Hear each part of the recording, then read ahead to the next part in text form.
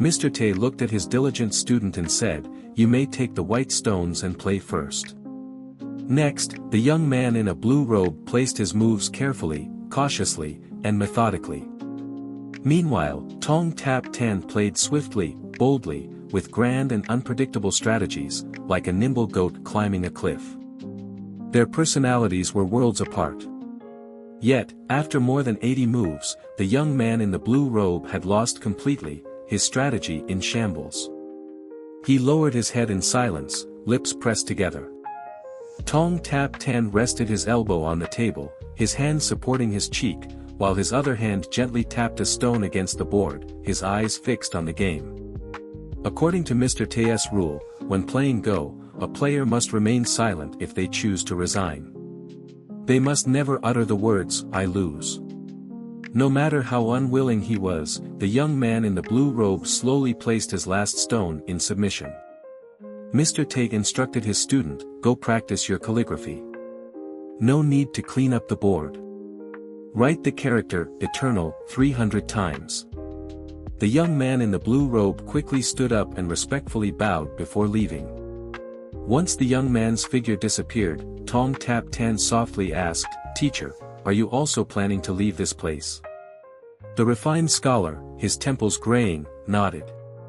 "Within the week, I will be gone." Tong Tap Tan smiled. "Then I'll have the chance to send you off." The teacher hesitated for a moment before finally saying, "No need to see me off. Tong Tap Tan, when you're outside this small town, remember not to be too ostentatious. I have little to leave behind, 3 foundational books, lesser learning, rites and music, and governing principles. You may take them, study them often, and remember, reading 100 times brings understanding. If you can read 10,000 books and write with divine inspiration, then the true meaning will become clear to you. Eventually, you will understand. As for 3 miscellaneous books, the subtleties on mathematics, peach and plum on Go strategies, and mountains and seas on literature, you may browse them in your leisure. They can help cultivate your mind." Tong Tap Tan looked surprised and somewhat embarrassed. Gathering his courage, he said, "Teacher, this feels like you are entrusting things to me, and I don't know how to respond." Mr. Tay smiled warmly. "It's nothing as serious as that. In life, partings are inevitable, but we will surely meet again someday." When he smiled, he brought the warmth of spring. Suddenly, he said, "You should go see True Dew. Consider it a farewell." Tong Tap Tan stood up and grinned. "All right. Then I'll leave this game for you to clean up." The young man left joyfully. The middle-aged scholar leaned forward and began to collect the scattered stones. At first glance, they seemed disorderly, but in truth, he picked them up in perfect sequence, starting from Tong Tap Tan's last move and working backward, one by one, until not a single piece was out of place. At some point, a maidservant named Tri Q had emerged from the bamboo grove. But she merely stood at the wooden gate, not stepping into the courtyard. Without turning around, the scholar said in a low voice, "Take care of yourself." The girl, who had grown up in the alleys of Naban, looked innocent, gentle, and delicate. The refined scholar's face darkened slightly with anger. Slowly, he turned to look at her. His gaze was icy cold. Yet the girl remained as innocent and carefree as before. Pure and naive. The middle-aged scholar stood up, elegant as a jade tree in the wind. He looked at the girl and sneered, "Spawn of misfortune." The girl's expression gradually changed. The innocence faded from her face, replaced by a sharp and mocking smile. It was as if she was silently saying, "What can you do to me?" She met his gaze head-on. Between them, an unspoken hostility simmered. From afar, Tong Tap Tan called out loudly, "Tri Q, let's go home." The girl immediately perked up, answering obediently, "Yes, young master." She pushed open the wooden gate and walked past the scholar at a leisurely pace. After a few steps, she turned back and gracefully bowed to his retreating figure. Her voice was gentle and melodic. "Teacher, Tri-Kul will take her leave. A long while later, the scholar let out a sigh.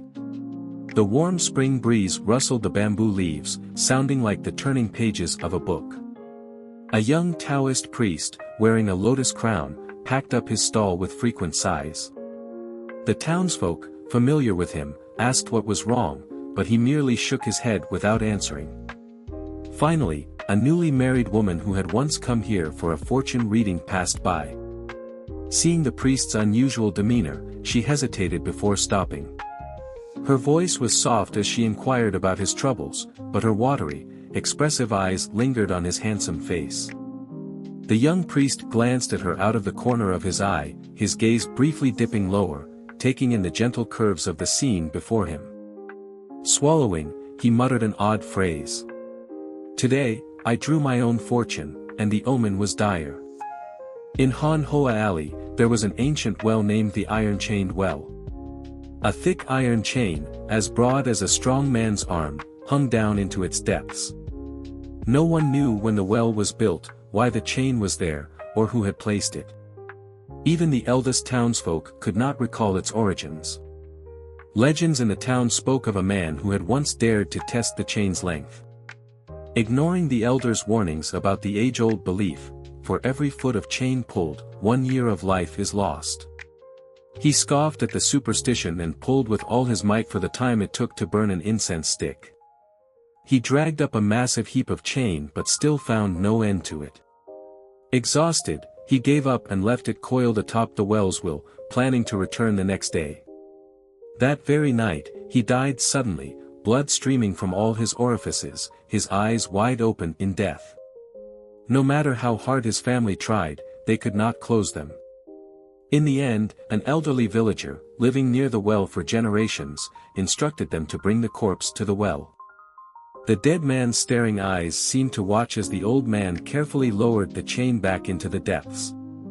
Only when the entire length of the chain had disappeared into the darkness did the corpse's eyes finally close. An old man and a young child slowly approached the iron-chained well.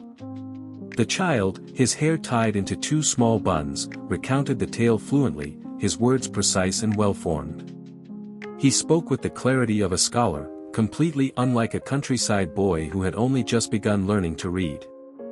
Looking up with wide, grape-like eyes, he sniffled slightly, causing 2 little streams of snot to retreat back into his nose.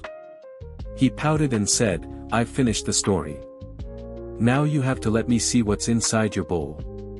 The old man chuckled. "No need to rush, no need to rush.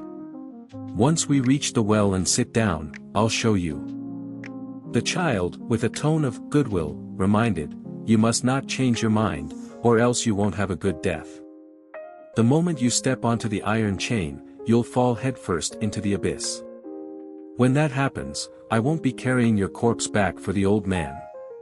Otherwise, a bolt of lightning will suddenly strike down and turn you into a charred lump. Then, I'll pick up a rock and smash you to pieces bit by bit." The old man listened as the child rattled off a long string of malicious and ominous words without repetition.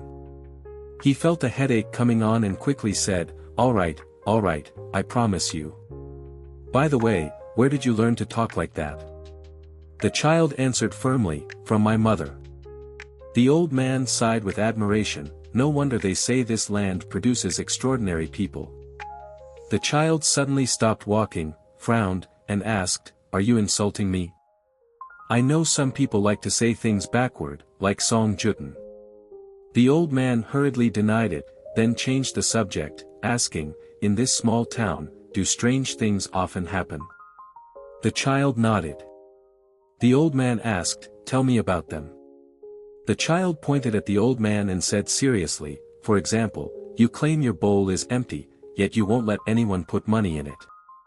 Before you even finished telling your story, my mother already said that you spoke well but sounded like a bunch of nonsense, so you must be a swindler. She told me to give you a few copper coins, but you stubbornly refused. So what's really inside that bowl?"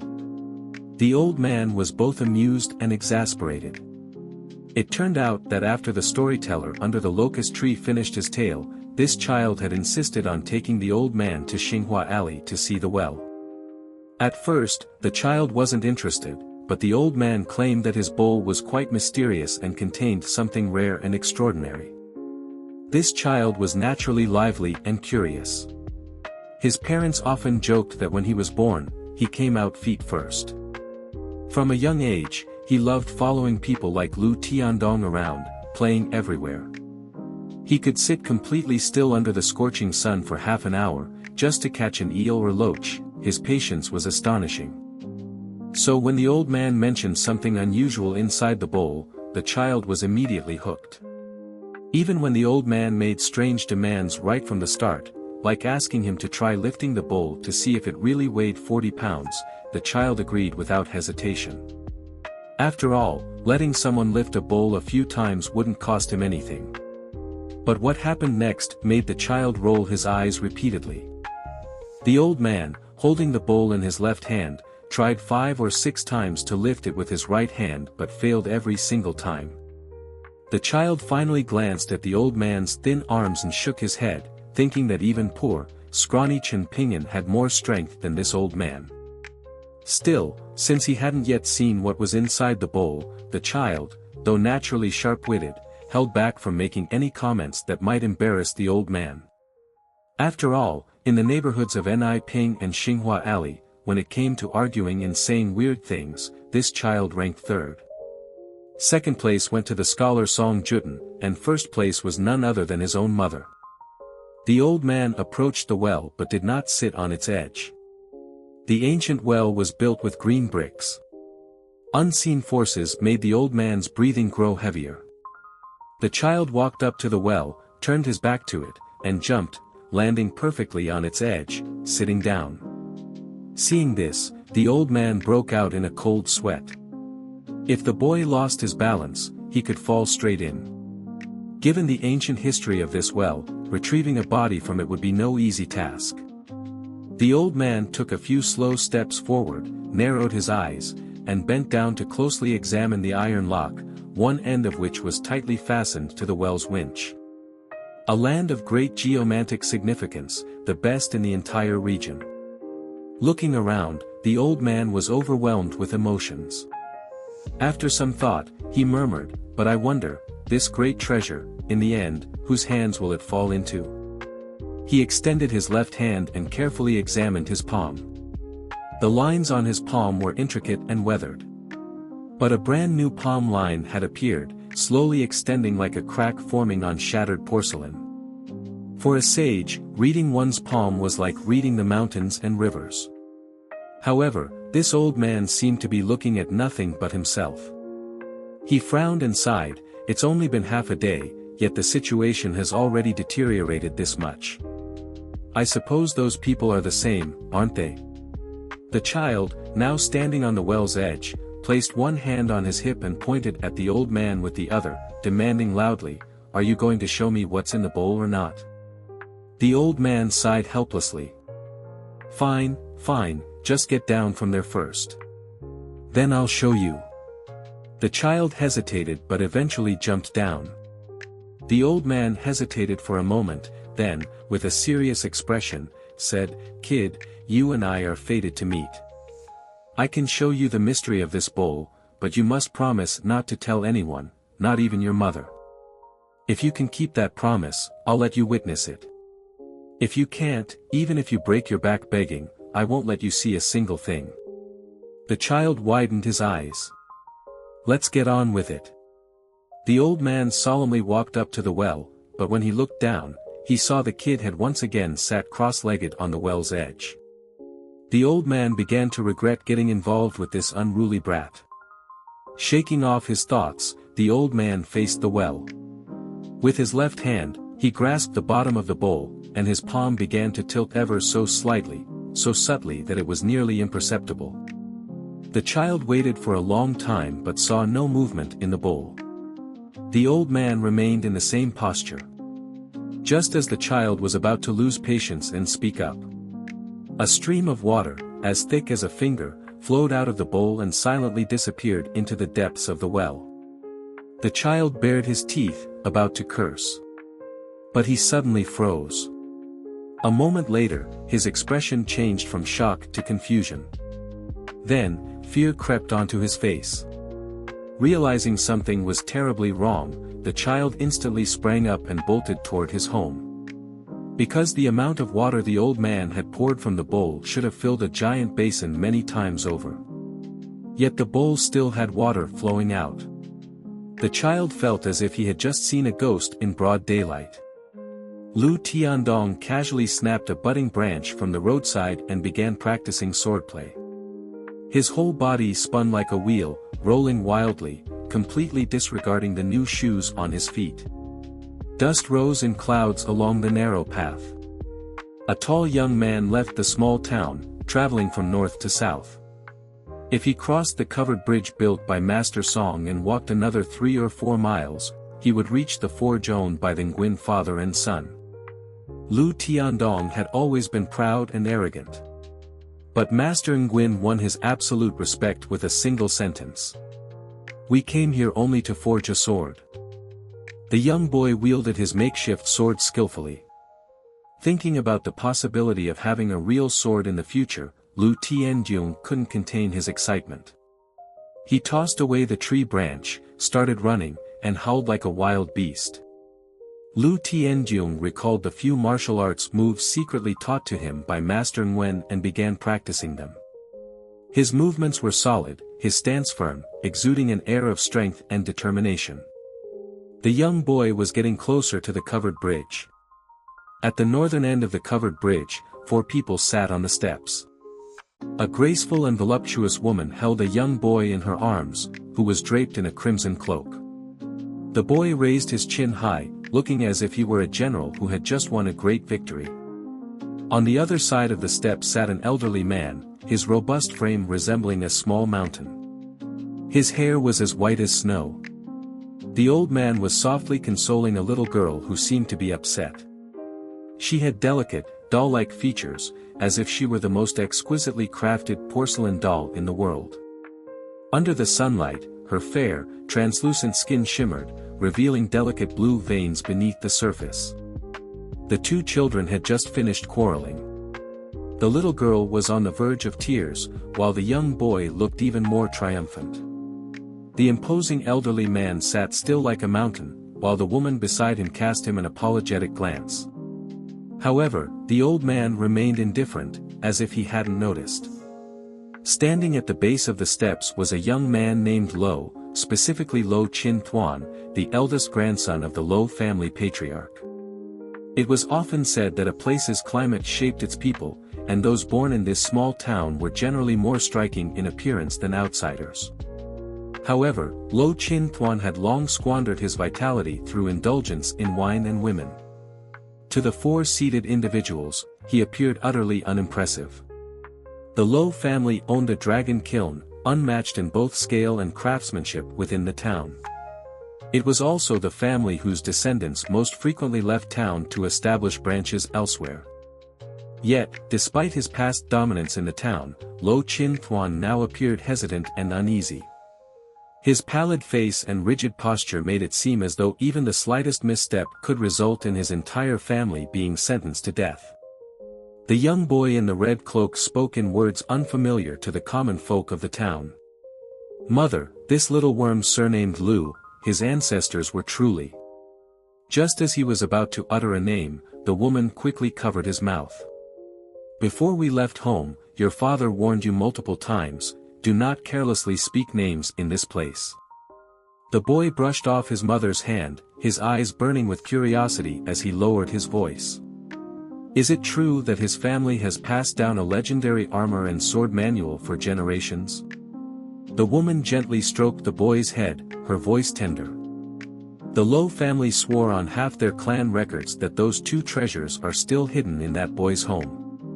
The boy suddenly pouted and whined, Mother, can we trade some treasures with Tu Bok Jia? The armor we were planning to seize is really ugly. Just think, if we exchanged it for the sword manual, I could use flying swords in my dreams to take my enemies' heads without them even knowing. Isn't that far better than a mere turtle shell?" Before the woman could explain the deeper implications, the little girl on the steps erupted in fury. "You think you're worthy of touching our long-lost, ancestral mountain treasure? We came here this time to rightfully reclaim what belongs to us. We are not like that shameless thief who came as a bandit, a robber, or even a beggar." The boy turned to make a mocking face at her, then sneered. "Stupid girl, even you admitted it, it's a mountain treasure, passed down by the mountain sect. Do you think that makes you so special?" Suddenly, his smug expression turned serious. He stood up from his mother's lap and gazed at the little girl with a look of condescending pity, as if a learned scholar was lecturing an ignorant pupil. "The path to immortality is to defy fate, it all comes down to struggle. If you don't even understand this basic principle, how will you inherit your family's legacy? How will you uphold your ancestors' teachings? Your family, Jung's son, must raise Qin Jung's son by at least 100 feet every 30 years. Do you think it was easy for your grandfather and father to accomplish that?" The little girl's confidence wavered. Her expression dimmed, and she lowered her head, unable to meet the boy's gaze. The imposing old man, his snowy white hair gleaming, spoke in a deep voice. "Madam, while children's words may be innocent, if they cloud the young master's mind and taint his path, you must bear the consequences yourselves." The woman chuckled seductively, pulling her now sullen son back into her embrace. She replied with hidden sharpness, "Children bickering, that's all. No need to be so rigid, Veen Senior. Let's not ruin the 1,000-year friendship between our families." Unexpectedly, the old man remained resolute, his voice unwavering. "My Qin Jung's son was founded 2,600 years ago. We repay kindness, never forgetting it for 1,000 years. We avenge grievances, hatred never sleeps overnight." The woman smiled but did not argue further. This trip to the town was crucial for everyone present, but especially for her. She had staked her life, her son's future, and the standing of her maiden family, all on a single gamble. Despite wearing simple clothing, her poised demeanor made it clear she was no ordinary commoner. But the townsfolk, unfamiliar with such refined airs, failed to recognize the deeper meaning behind her mannerisms. From beginning to end, Lo Chin Thuan kept his back turned to the people on the bridge steps. The first time he saw these esteemed guests at the Lo family estate, his younger brother, still brash and hot-headed, had failed to heed their grandfather's warnings. He had stolen a glance at the woman's ample bosom, only to be dragged away and beaten to death in the courtyard. The punishment had been carried out in complete silence, with his mouth stuffed with cloth to muffle his screams. Meanwhile, Lo Chin Thuan had remained inside the great hall, continuing discussions with his grandfather, oblivious to the gruesome scene outside. By the time their meeting ended and he stepped out to search for the Lu family boy, the courtyard had already been washed clean of blood. Even the four distinguished guests, even the seemingly innocent pair of young children, had acted as if nothing had happened. To them, this was as natural as breathing. In that moment, Lo Chin Thuan felt utterly lost. A man had died, yet why did it feel as insignificant as the death of a stray dog? And that man had been his own brother. Just the night before, the two of them had shared drinks, vowing to rise together and bring honor to their family. As he walked away from the Lo estate, Lo Chin Thuan's mind remained blank. From that moment on, fear had taken root in his heart. When the noble guests asked him questions, his voice trembled. When he led them along the path, his steps faltered. He knew he must have looked like a fool, a disgrace to his family, a disappointment to his grandfather. But no matter how hard he tried, he couldn't suppress the bone-deep terror consuming him. It was as if his very being was seeping with cold fear, flowing from his bones.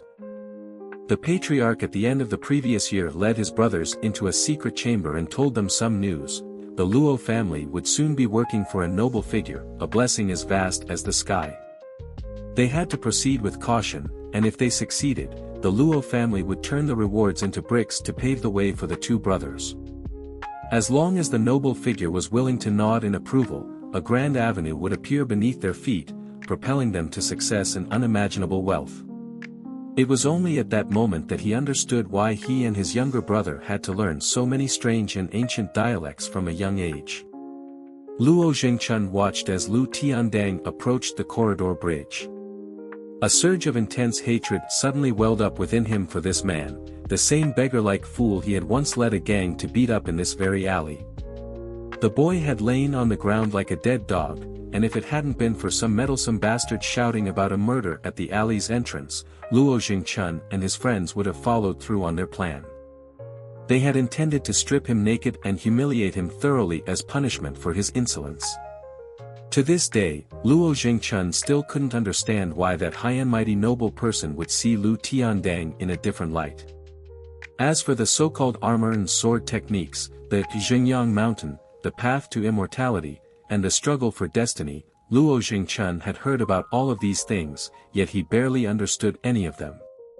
But there was one thing Luo Jingchun was absolutely certain of: he desperately hoped that Lu Tiandang would die here. As for the true reason behind this wish, Luo Jingchun did not dare to admit it, nor did he want to think about it too deeply. Deep down, Luo Jingchun absolutely could not bear the thought of Lu Tiandang, a lowly mutt, witnessing how the once glorious young master of the Luo family had now fallen to the same miserable state as him. The humiliation was unbearable, but in the end, it was just that. The beautiful woman murmured as she gazed ahead, "He's here." The tall young man approached, throwing punches as he advanced. His strikes became stronger and faster, and even his own body was slightly swayed by the force of his fists. In the eyes of a skilled practitioner, within the rough and unrefined movements of his punches, the traces of a true master's technique could already be seen. Both strength and flexibility were present. There was an old saying in martial arts: without grasping the true intent of the fist, one remains an outsider for 100 years. Once the true intent is understood, within 10 years, one can overpower even ghosts and gods. The beautiful woman let out a sigh of relief. As expected, this Lu boy was indeed the one they were searching for. His talent was extraordinary. Even among the cultivators in their immortal sect, his innate potential could not be overlooked. Of course, in the vast world that the beautiful woman and the burly silver-haired old man lived in, people like him were actually quite common. The beautiful woman stood up and instructed Luo Jingchun, who was waiting at the foot of the stairs, "Go and ask that boy what he wants in exchange for the armor and the ancient book that have been passed down in his family." As Luo Jingchun turned around, he bowed deeply and replied in a dialect that would sound like gibberish to the common folk of this small town, "Yes, madam." The woman said indifferently, "Remember, when you speak to him, maintain a warm expression and strike the right balance." The young noble boy smirked cruelly, looking down from above. "If you mess this up, I will flay you alive, pull out your tendons, and refine your soul into a candle wick, making sure that until the flame goes out, you will wish you were dead." Luo Jingchun trembled in fear, bowing even lower as he nervously responded, "I would never dare to fail." The little girl finally felt like she had regained her dignity and mocked him, "Oh, acting all high and mighty in front of these commoners, huh? Weren't you the one who got called a wild bastard by a fellow cultivator on the way here and didn't even dare to talk back?" The burly old man had disliked this arrogant mother and son duo from the beginning. He added, "The young lady is mistaken.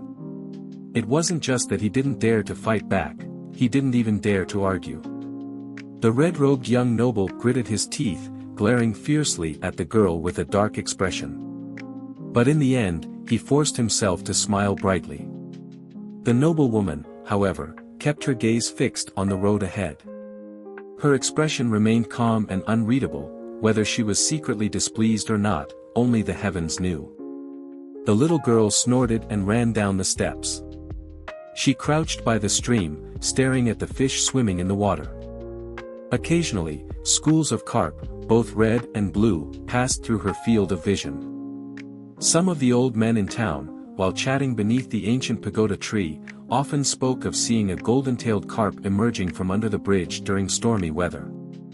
Some of the elders claimed the golden carp was only about the size of a hand, while others insisted it was enormous, at least half a person in length, practically on the verge of turning into a spirit. There were countless rumors, and the old men bickered endlessly over the details. Eventually, the children who heard these stories stopped taking them seriously. At that moment, the little girl gazed into the crystal-clear stream, resting her chin in her hands, watching intently. The silver-haired old man sat beside her, smiling gently. "Young lady, if the Luo family was telling the truth, then this great opportunity has already fallen into someone else's hands." The little girl turned and grinned mischievously. "Grandfather Yuan, what if there are two of them?" With that, she revealed a rather amusing sight: she was missing a front tooth. She quickly realized this and hurriedly covered her mouth with her hands. The old man suppressed his laughter and explained, "Dragon offspring that have yet to enter the river are extremely territorial. They won't allow their own kind near their domain. So..." The little girl hummed in acknowledgement and turned back to the stream, propping her chin in her hands again. She murmured, "But what if there are two?" For the first time, a stern look crossed the silver-haired old man's usually kind face. He gently patted the girl's head and said gravely, "Young lady, remember this: what if is our greatest enemy. Never allow yourself to rely on luck. You may be born of noble blood, but..." The little girl waved a hand impatiently and pouted, I know, Grandfather Yuan. My ears are going to grow calluses from hearing this." The old man sighed. "Young lady, I will go observe the situation over there. Though the people from Zhengyang Mountain are our allies on the surface, the character of that family's descendants. Ah, it's best not to mention it, lest I sully your ears." She simply waved him away dismissively. Helplessly, the old man left. Despite his appearance as a servant, his posture was always upright, shoulders squared as though bearing a heavy burden. By the stream, the little girl suddenly rubbed her eyes hard. She had just noticed that the water level in the stream was rising, slowly but visibly. If it were in a small town, such as in Qin Duong Mountain or any other place, even if a river or stream suddenly dried up, she would not be surprised in the slightest. The little girl asked in confusion, "Didn't they say that all mystical arts, divine abilities, and Taoist techniques are sealed off here? And the higher one's cultivation, the stronger the backlash?" Grandpa Veen once said that even the legendary figure, if he stayed here long enough, would now be in a difficult situation, like a clay bodhisattva crossing a river, barely able to stop anyone from fighting over something. She finally shook her head, too lazy to think about it anymore. The little girl turned to look at the tall figure of Grandpa Veen. She happily thought that once the ban here was completely lifted, she would ask Grandpa Veen to move this mountain, named Five An Mountain, away. After bringing it back to her hometown, she would turn it into her little flower street. When Tran Binnen returned home, his eyelids kept twitching, his left eye for wealth, his right eye for trouble. So Tran Binnen sat at the door and began imagining himself molding clay. His hands moved in the air, and soon, the straw-shoed boy entered a state of deep focus.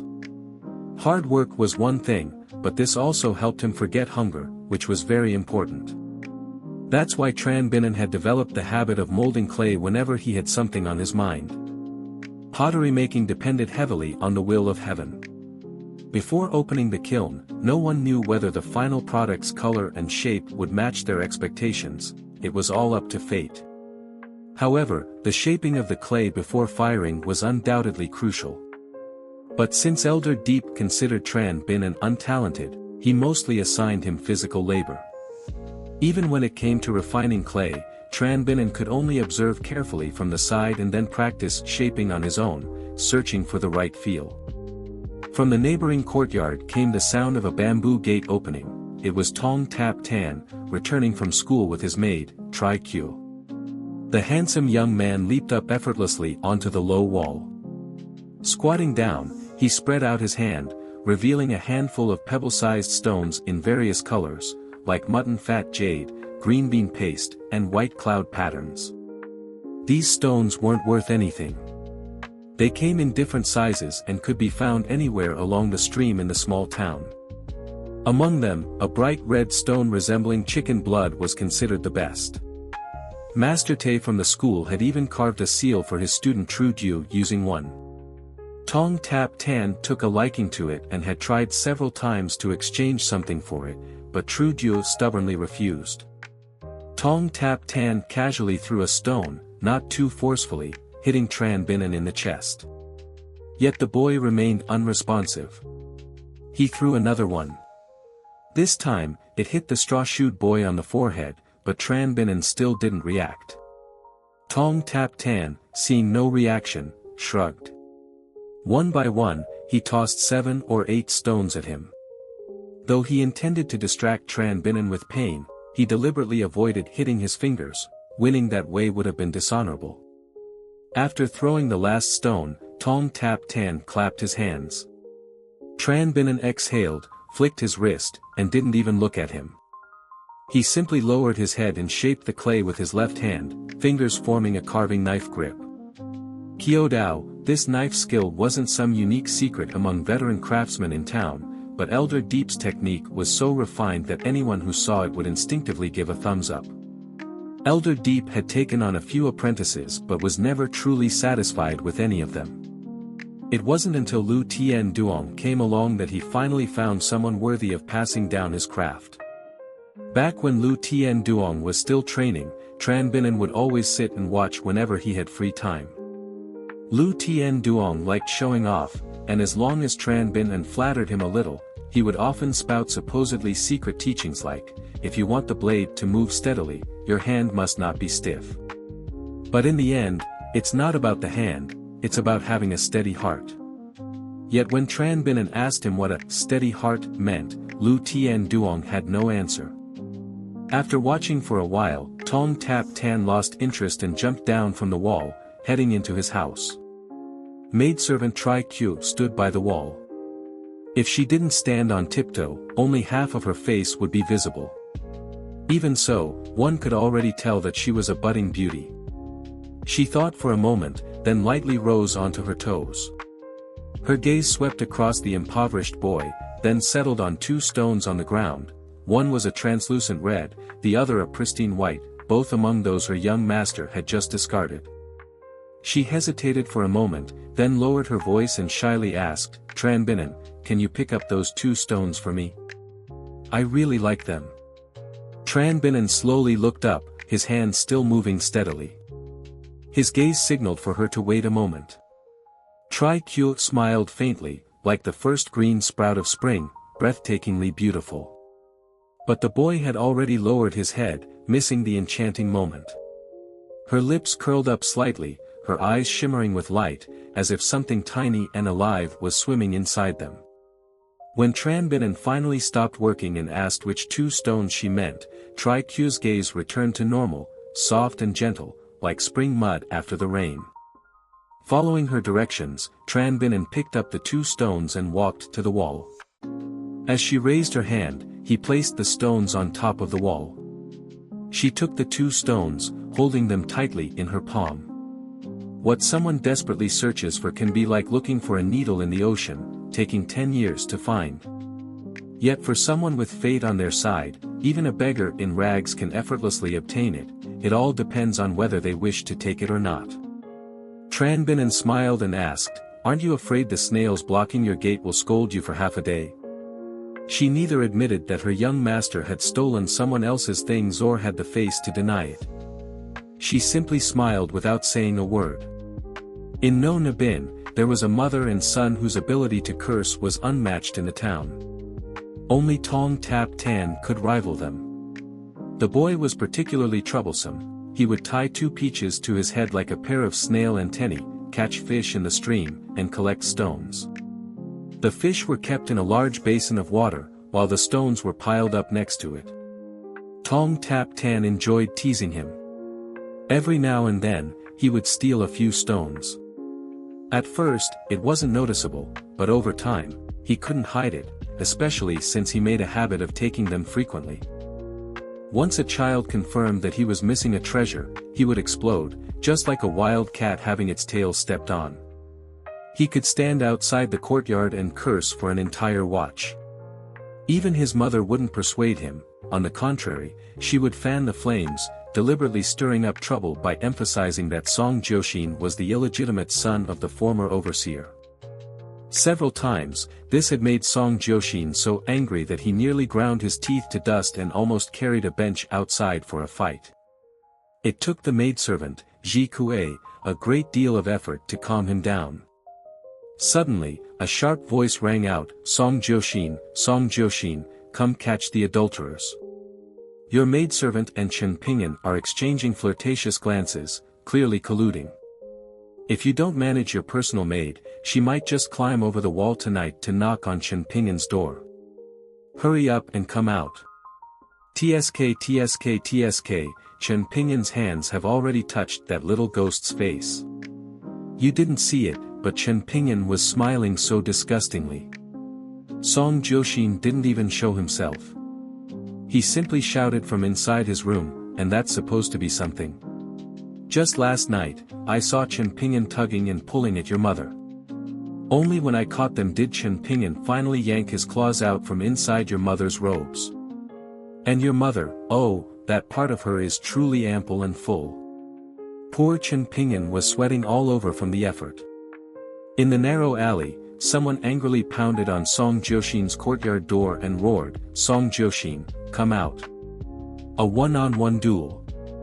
If you lose, you'll hand Ji Kue over to me as a maidservant, to feed me and wash my feet every day.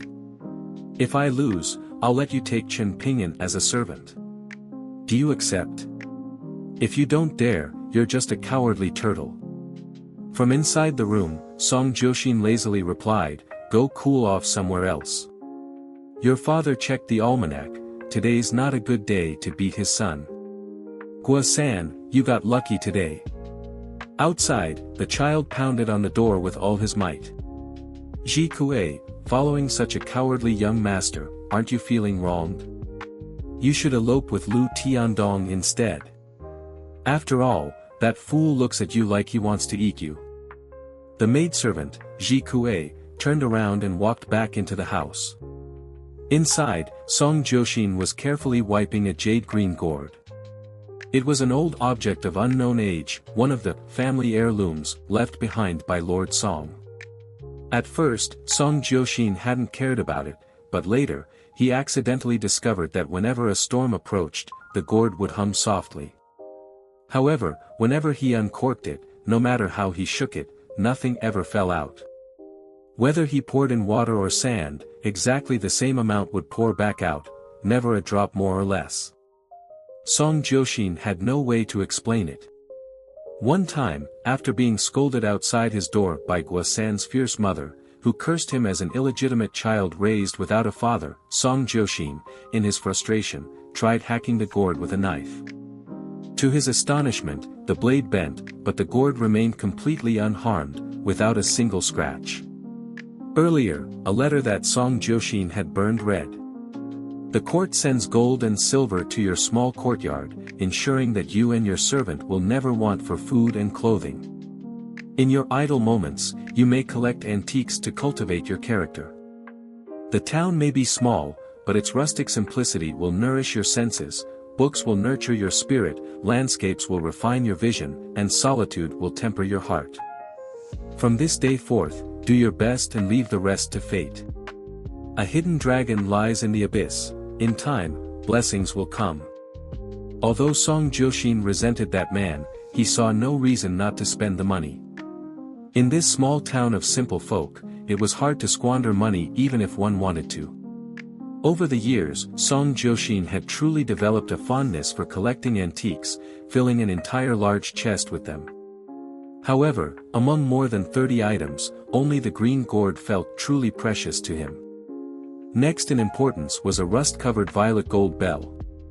When he shook it, the clapper inside visibly struck the walls, yet no sound came out, which gave Song Jiuxin goosebumps. Lastly, there was an ancient teapot with an inscription reading Xianxia. As for the rest, his taste was quite crude, he simply took home whatever looked pleasing to him. Outside, the child named Guo-san continued shouting energetically. But soon, the cursing abruptly stopped. Moments later, Chen Pingyan saw that little rascal suddenly shove open the gate of his own courtyard, looking utterly panicked. After slamming the door shut and locking it, he crouched beside it, blinking furiously at Chen Pingyan, as if signaling him to crouch down as well. Chen Pingyan didn't understand what was going on, but he still bent down and hurried over to squat beside the child. In a hushed voice, he asked, "Guo-san, what are you doing? Did you provoke your mother again and make her angry?"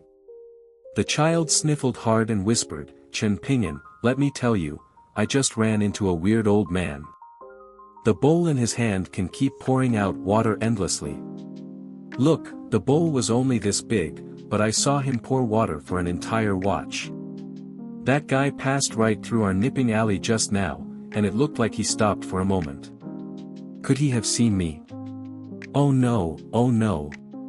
The child gestured with both hands to indicate the bowl's size, then patted his chest, exclaiming, "That really scared the wits out of old Song Jiuxin." Chen Pingyan asked, "Are you talking about the storyteller under the locust tree?" The child nodded vigorously. "Maybe not. That old man doesn't look like he has much strength, even I could probably lift more than him. But that broken bowl of his is really terrifying, seriously terrifying." The child suddenly grabbed Chen Pingyan's arm. "Chen Pingyan, this time I'm not lying to you. I swear, if I'm lying, may Song Jiuxin never die a good death." Chen Pingyan raised a finger, signaling for silence. The child immediately shut his mouth. Footsteps sounded outside the door, gradually approaching, then slowly fading away. Even the thickest-skinned have their fears. The child, who normally feared nothing, plopped down onto the ground, rubbing his face frantically. His complexion was pale. Clearly, this snail-like Guo-san had been scared out of his wits. Out of nowhere, the child asked, "Chen Pingyan, do you think that guy will go to my house? What should I do?" Chen Pingyan sighed. "Should I go to your house with you to check?" The child had probably been waiting for these very words. He suddenly leaped to his feet, then immediately slumped back down. With a pitiful expression, he said, "Chen Pingyan, my legs are too weak to walk." Chen Pingyan stood up, reached behind the child's neck, lifted him up with one hand, and unlatched the courtyard door with the other. Then, he stepped out. The child's home wasn't far, just about 100 steps away. Sure enough, as soon as Guo-san saw his own courtyard, he spotted the old man inside. His mother was even handing the man a chair.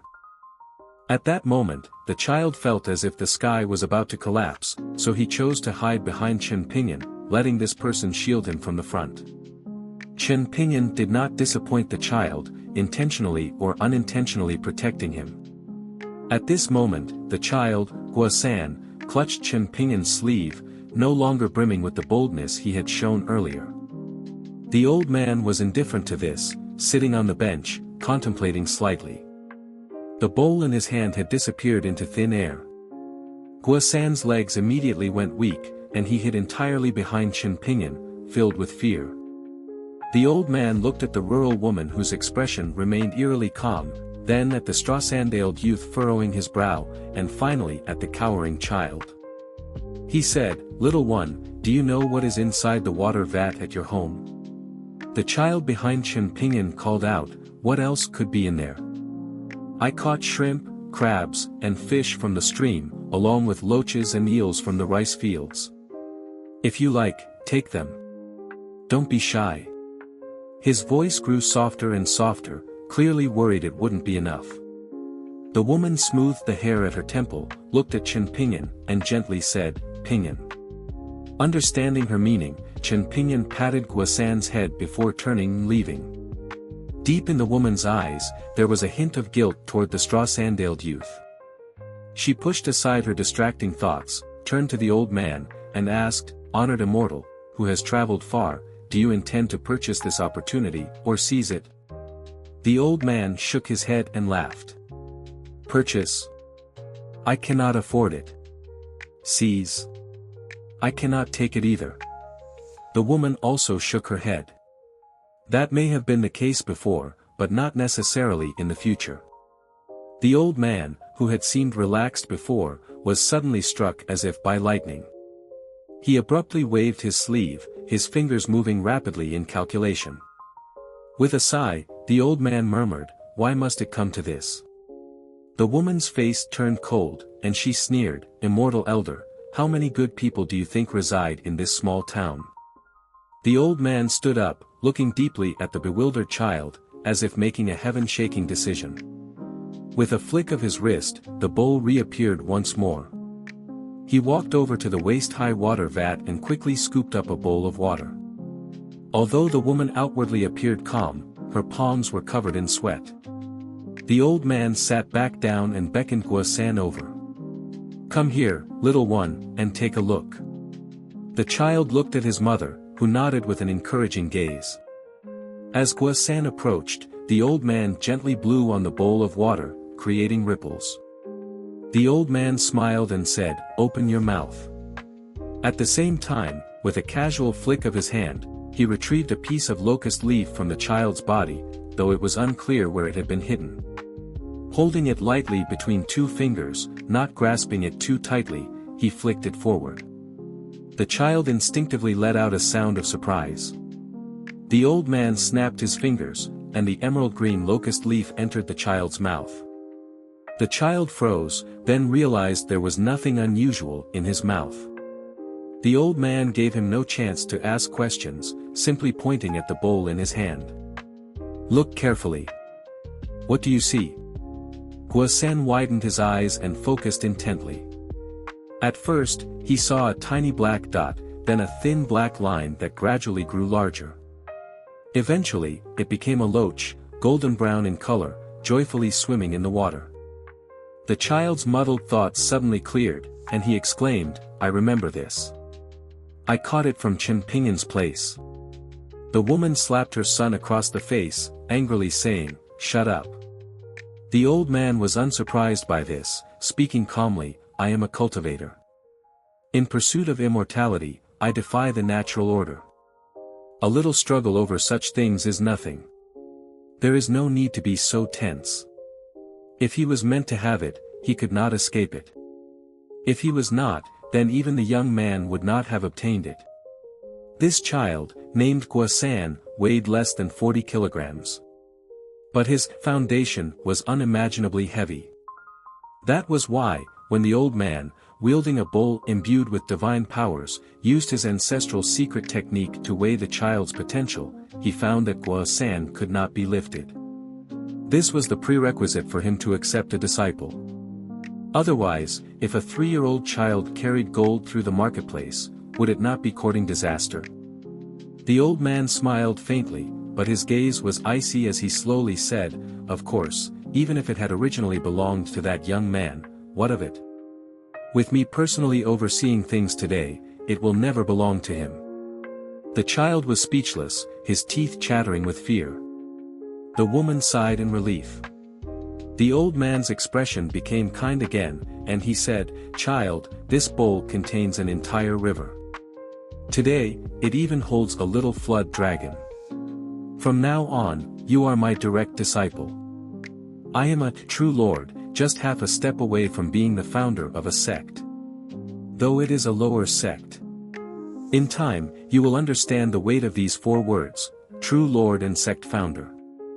The old man laughed heartily. "It is much heavier than this mere bowl of river water." The child suddenly began to cry. "This isn't right. He is Chen Pinyin."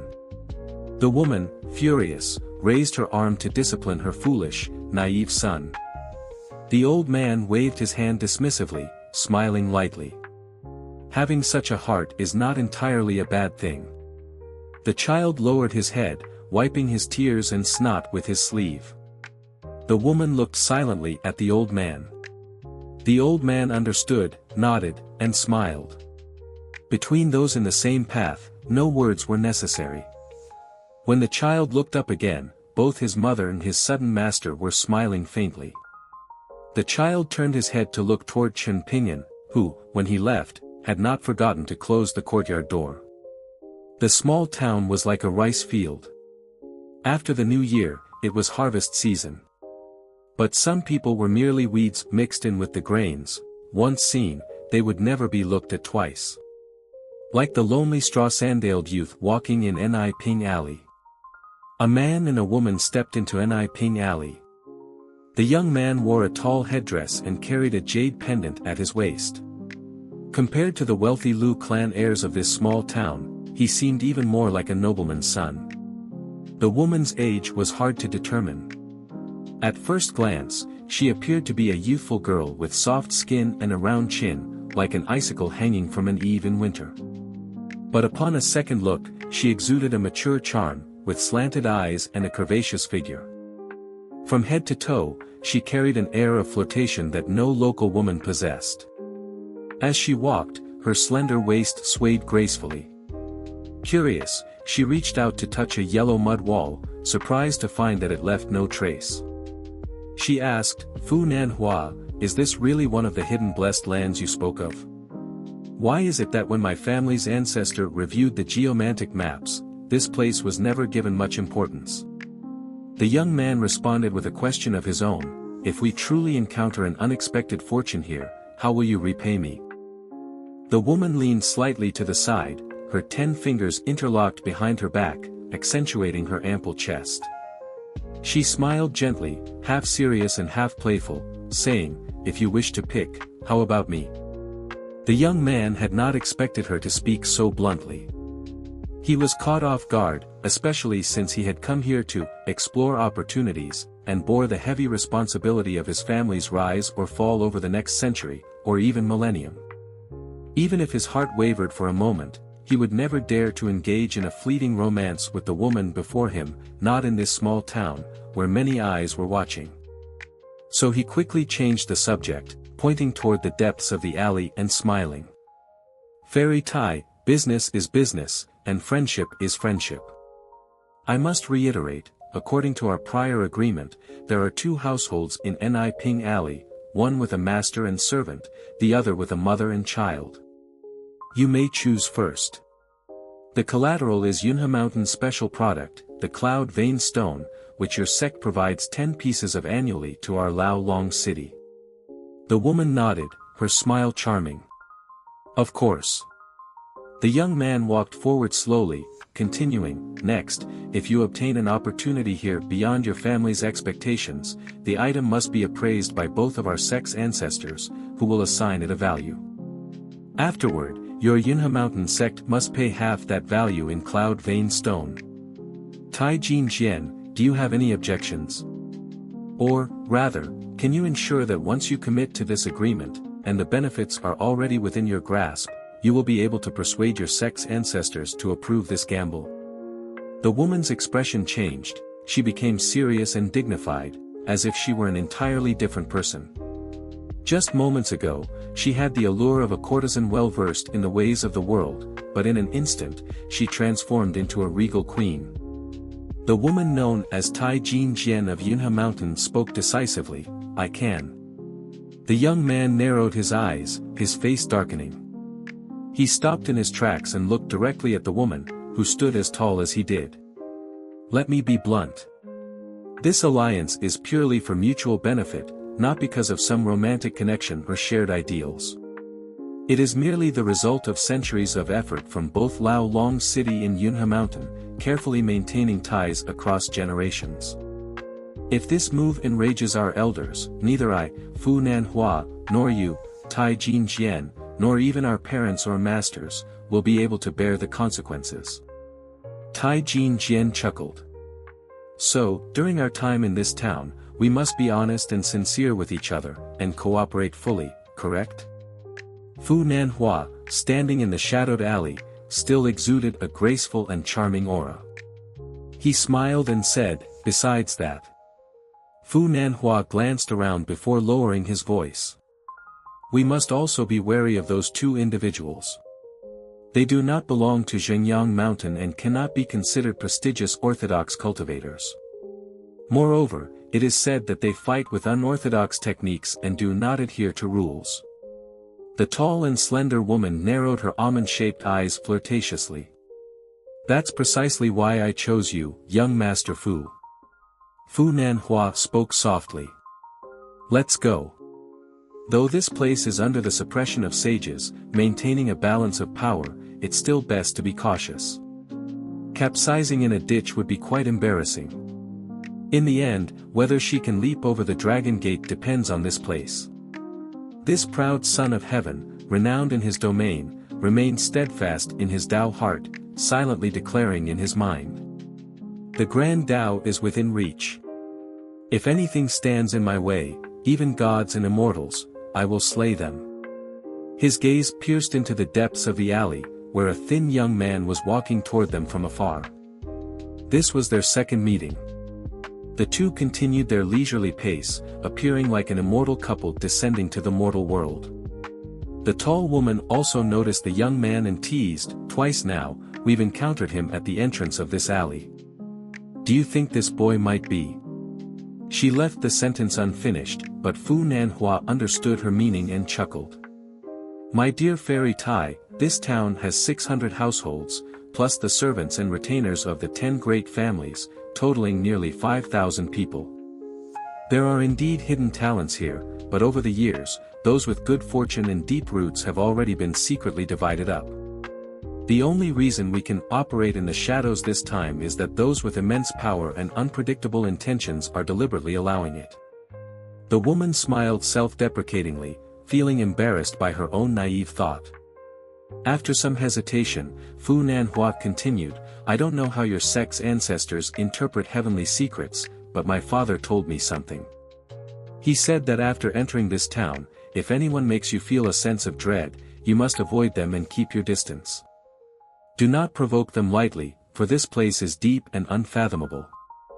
Those who stir ill feelings in your heart are likely rivals in this treasure hunt.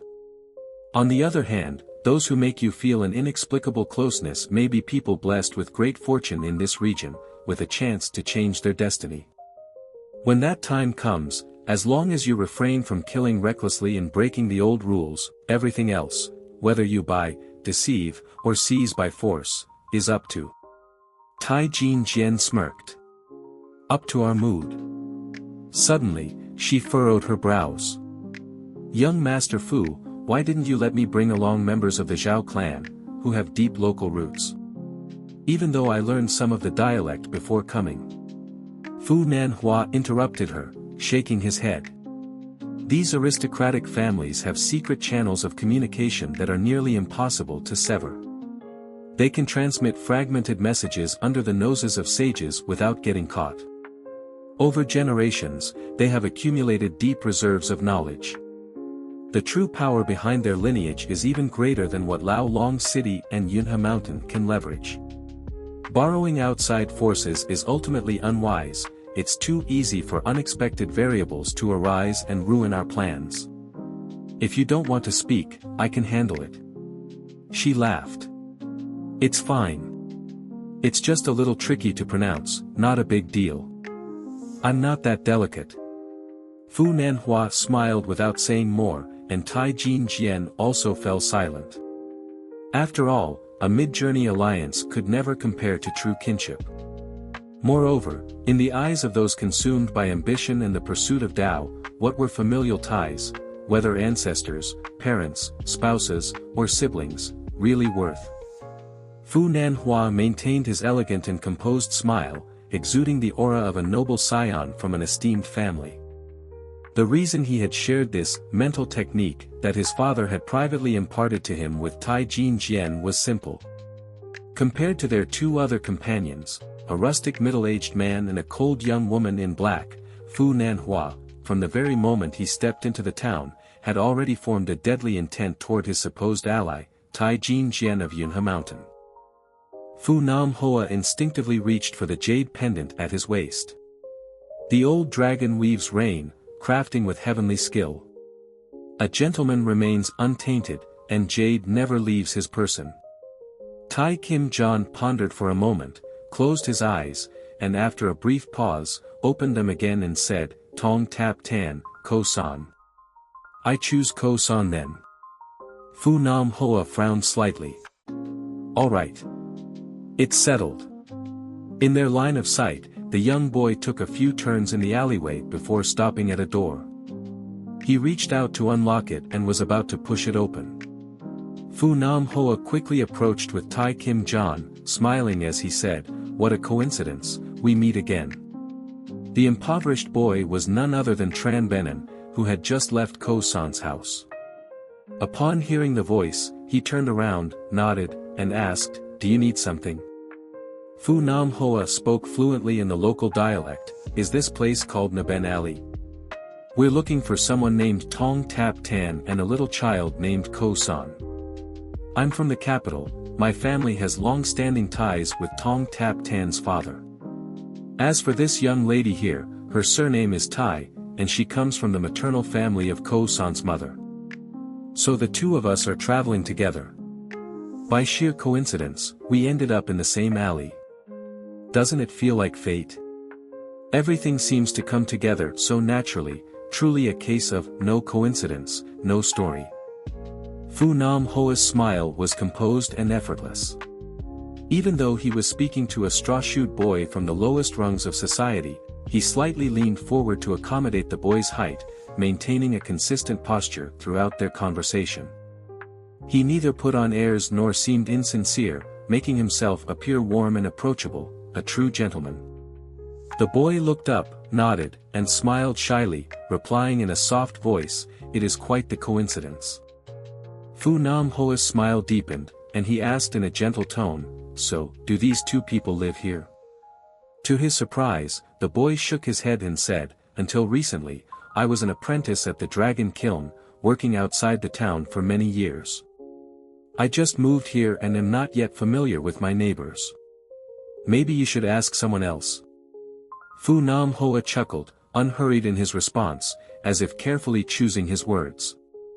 The tall woman beside him laughed and said, "Little brother, lying isn't a good habit. Do we look like bad people to you? And even if we were, what could we possibly do in broad daylight?" Tran Benin blinked a few times. "But I really don't know." Tai Kim John switched to the common tongue and asked Fu Nam Hoa, "Is this boy expecting payment?" Fu Nam Hoa remained composed. "I don't think so." A fleeting trace of annoyance crossed the tall woman's face, but she quickly hid it. "If this doesn't work, we can just go door to door asking. We'll find them eventually." Fu Nam Hoa waved a hand dismissively, patiently coaxing the boy, "Help us out, and I'll give you something in return. How about it?" The boy scratched his head. His frame was thin, and his eyes were clear. Suddenly, Fu Nam Hoa straightened up. He noticed a scholarly-looking boy crouching atop a nearby wall, observing them. Standing next to him was a young girl, partially hidden behind him, her face delicate and clean, her brows like painted strokes against the sky. At that moment, Fu Nam Hoa felt completely at ease. The boy before him was destined to be in his grasp. The scholar-like boy stood up and asked loudly, "Are you looking for someone?" Fu Nam Hoa and Tai Kim John looked up. The former responded, "Yes, I'm looking for you. And this young lady beside me is looking for Ko San. Can you help us?" The boy frowned and said, "Do you know me?" Fu Nam Hoa smiled. "I don't know you personally, but I do know Lord Tong, who currently serves in the Ministry of Rights." Tong Tap Tan got straight to the point. "Helping you find that little snail Ko San, sure. What's in it for me?"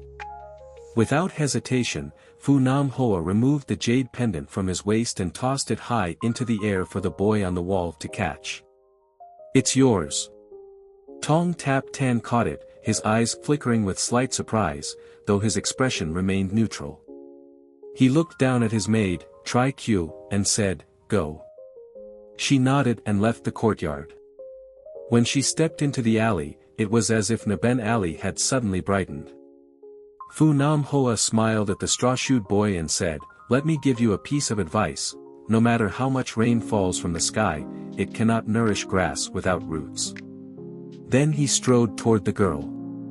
The tall woman stayed behind, her gaze amused as she asked the boy in a low voice, "Do you understand what that means?"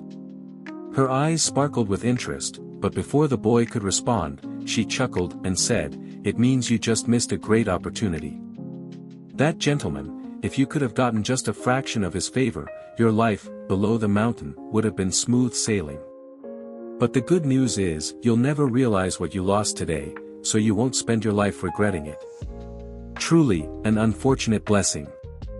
Fu Nam Hoa heard this and thought she was wasting her words on deaf ears. Outside this small town, the gap between people, especially in terms of status, was far greater than the difference between life and death. As Tai Kim John walked toward the maid, she kept her gaze on the straw-shoed boy and repeated, "No matter how much rain falls from the sky, it cannot nourish grass without roots. Remember that." The boy's expression remained unchanged. Suddenly, he raised his voice and shouted, "Watch your step." Tai Kim John's body stiffened. The boy lowered his voice and added, "Dog shit." Tai Kim John instinctively took a step back. But it was too late, her foot had already stepped in it. Stepping in dog shit wasn't the worst thing. No, the real humiliation was stepping in it and having someone else point it out. But what could possibly be worse than that? Without a doubt, it was realizing, only after stepping in it, that the person who saw it had deliberately chosen to inform her. Tai Kim John was no shallow woman, nor was she a pampered young lady unaccustomed to hardship.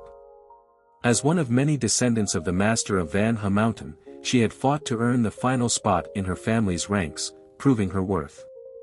Van Ha Mountain had 18 peaks, where mist swirled year-round.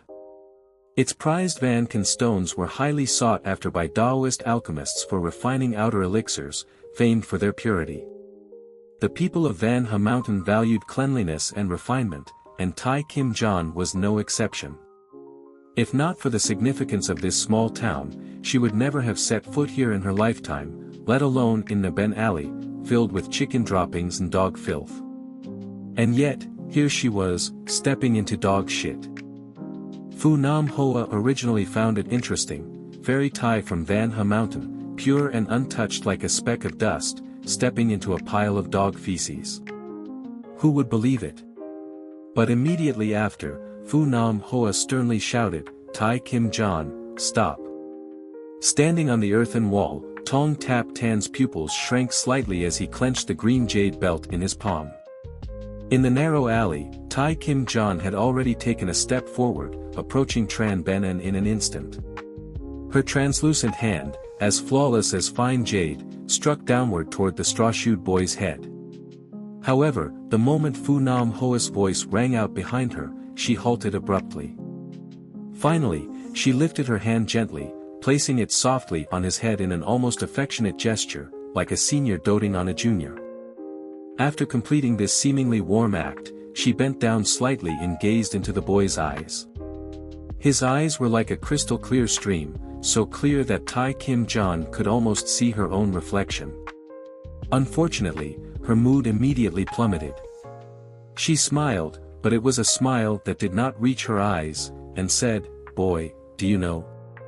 When I talk to you, I deliberately slowed down my speech."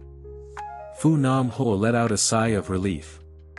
If Tai Kim John had truly dared to kill someone outright here, she would most likely have been expelled from the small town, turning the entire Van Ha Mountain into a laughingstock. His expression darkened as he warned her in standard courtly speech, "Tai Kim John, please consider your actions carefully. If you continue to act so recklessly, I believe we will have to abandon our agreement. I do not wish for you to ruin everything." With her back facing the young master of Lao Long City, Tai Kim John muttered softly under her breath, "Superior ones see the Buddha quickly, inferior ones delay in seeing the Buddha. There truly exists a pure land, and there truly exists a lotus pond." She quickly turned around and smiled apologetically at Fu Nam Hoa. "I lost my composure. I promise that nothing like this will happen again." Fu Nam Hoa sneered coldly. "Are you sure?" Tai Kim John merely chuckled and made no further promises to him. Instead, she lowered her gaze once more, looking at the straw-shoed boy. Speaking in the refined and elegant Chao Chuan dialect, she mused to herself, Van Ha Mountain was originally one of the 5 major Buddhist sects, placing great importance on taming the restless heart and mind. However, before I arrived here, I had no idea what this restless heart and mind truly was. My elders refused to help me understand, leaving me to figure it out on my own. Who would have thought that in this little alley of Naben, stepping into a pile of dog feces would actually grant me a clue? Tran Benin reminded her, "Sister, you stepped in dog feces. Why haven't you cleaned it off after all this time?" The celestial woman had just reached a state of inner peace, as if she had found a Buddhist Pure Land. But upon hearing his words, her composure shattered instantly, pulling her back to the mortal world. Her face turned dark green with anger. Yet, with Fu Nam Hoa's warning still ringing in her ears, she had no choice but to vent her frustration by flicking a finger against the boy's forehead. She glared at him and scolded, "You're still young, has no one ever taught you? A bad temper leads to an early death, and a sharp tongue brings misfortune." Tran Benin, thick-skinned and unfazed, simply looked toward Tong Tap Tan in the distance without saying a word. Tong Tap Tan immediately raised a foot and cursed, "Tran Benin, why are you looking at me? What bad luck." Fu Nam Hoa was surprised to find that he had not even stepped into Tong Tap Tan's courtyard, yet the latter's face already showed signs of displeasure. Without hiding his sarcasm, Fu Nam Hoa mocked, "Tai Kim John. How interesting. There are actually people in this world willing to delay their pursuit of immortality over a pile of dog feces." For once, Tai Kim John did not react with anger. She simply looked deeply into the eyes of the thin, ordinary-looking boy, then turned and left. But suddenly, the young boy behind her spoke again. "Sister, your eyelashes are very long." A lowly, vulgar commoner dared to tease a celestial maiden. Tai Kim John's face turned purple with rage as she abruptly turned back. She made up her mind. Even if it meant slightly harming her own destiny, she would teach this cunning street urchin a lesson. Although the people of Van Ha Mountain, upon entering this town, were like prisoners shackled in a cage, unable to use their mystical abilities, they could still rely on the foundation they had cultivated from childhood. Even if they couldn't compare to true martial artists, they could still manipulate pressure points with a flick of the wrist, inflicting chronic illnesses or shortening someone's lifespan with ease. However, in the dimly lit alley, all she saw was a dark-skinned face and a pair of bright, shining eyes. A bright moon over the sea of life. At first, Tai Kim John was momentarily dazzled, then she felt a woman's innate sense of sympathy. But in the end, she wiped away that sympathy little by little from her phoenix eyes. Her smile grew brighter as she reached an epiphany. Cutting off an inner demon was a kind of opportunity. The Van Ha mountain lineage had always leaned toward Buddhism rather than Taoism. From the sect's founding ancestor, Van Ha the Old Immortal, they had upheld a belief, every encounter and parting was a tribulation to be overcome. Of course, the method of overcoming these tribulations had no set formula. Everything depended on the individual to find their own path. For instance, Tai Kim John, at this very moment. She had discovered that the restless heart and mind she needed to tame was precisely this seemingly innocent yet truly obstructive young boy. Thus, she raised her hand once more, pressing lightly against the boy's chest. The entire movement was fluid and swift, as fast as lightning. Even though the boy instinctively tried to step back, he was still unable to evade her attack. Fu Nam Hoa stared at her alluring silhouette, but there was not the slightest trace of admiration in his heart. Instead, his killing intent burned so intensely that it nearly solidified into unshakable resolve. He deliberately concealed his bloodlust and instead shouted angrily, "Before, when you flicked his forehead, you already sentenced him to a lifetime of illness. That was punishment enough. Why are you doing this again? Tai Kim John, have you lost your mind? Are you really willing to abandon your pursuit of the great Tao over a mere commoner?" Tai Kim John ignored him. Fu Nam Hoa lowered his voice, regaining his aristocratic composure, and chuckled, the distinguished Tai Kim John of Van Ha Mountain, stooping so low as to bicker with a street urchin. "If word of this spreads, won't it be ridiculous?" Tai Kim John turned around, smiling.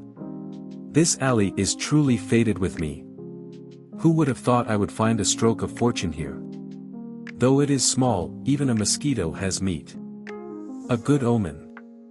I am even more confident about that boy, Ko-san. Fu Nam Hoa was startled. Could this woman have actually achieved enlightenment? Tai Kim John lifted her foot and looked at the foul mess clinging to her shoe, then laughed heartily. What a stroke of dog's hit luck. Tong Tap Tan's expression shifted unpredictably, his thoughts unreadable. No one noticed the maidservant, Tri Q, standing quietly in place. In that instant, golden pupils flickered in her eyes, double pupils in one eye. Fu Nam Hoa, sensing a vague unease, suddenly turned his head and scanned his surroundings. Finding nothing amiss, he scrutinized the seemingly unremarkable servant girl but noticed nothing unusual. He could only attribute his unease to the lingering attention of some hidden sage within the town, drawn by Tai Kim John's actions. Meanwhile, Tai Kim John felt a newfound clarity. The mental obstacles that had been weighing on her suddenly burst forth like a breached dam. This was no mere minor opportunity.